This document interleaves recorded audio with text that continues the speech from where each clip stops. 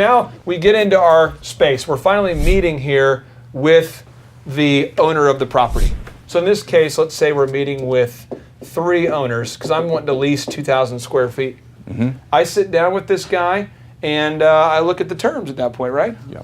You look at not only the terms, but you also look at the relationship of in a real estate transaction. You want to make sure you don't get stuck with a terrible landlord, or you want to make sure that that deal long term is going to be simple. So you're not just measuring the price, the economics, but you're also measuring, is this going to be a good situation for me to be in, and intuitively, just that takes common sense wisdom. And so we come back to where, who, how much, when, why, what type, before we, as we measure. Yep. Then we ultimately have to, decide something, and then we have to, refine and go back again. I mean, this is what happens. This is the cycle of entrepreneurship. Right.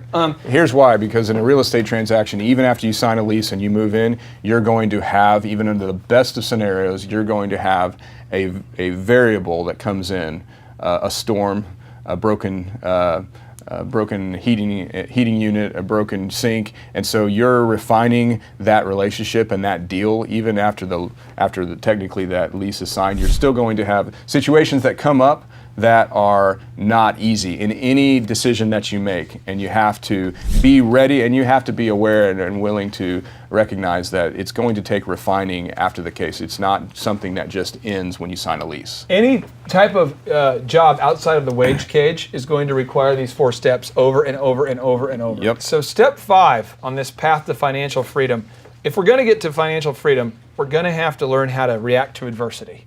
And we've all had it. I was, just telling you off camera, but right now, with my dad, my dad's dealing with cancer. That's tough. It's horrible.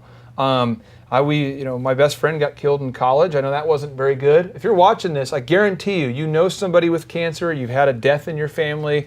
Maybe your car blew up. I remember my transmission goes out. My best friend gets killed in a car accident, and I got kicked out of college.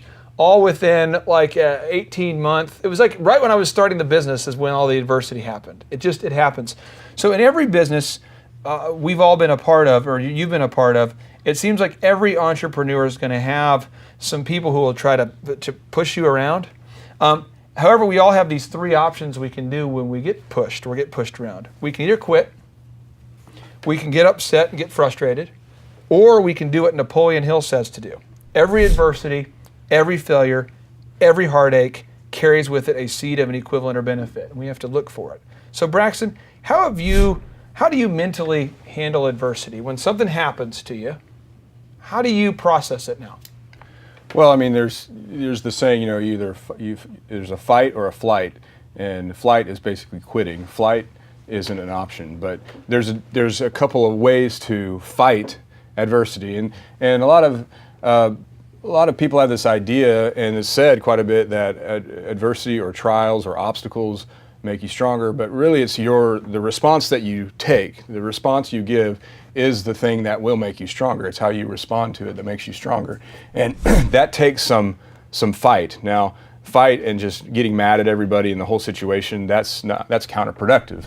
But fighting and figuring out, what can I do? What can I control? How can I take this and do something with it that's going to benefit the people around me and benefit myself for the future? That's a good fight. Fight the good fight. That's a really good fight to take. And I don't want to put you on the spot other than there's cameras and lights on you, but is there a specific adversity you could think of in your career where you're like, this is not good? Because I'm just thinking of one right now that for me, I remember specifically, I partnered with a guy, and the guy turned out to be a crook. And I thought I had done my research.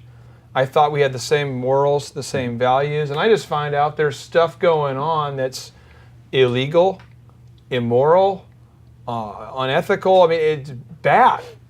And all of a sudden I'm going, uh-oh.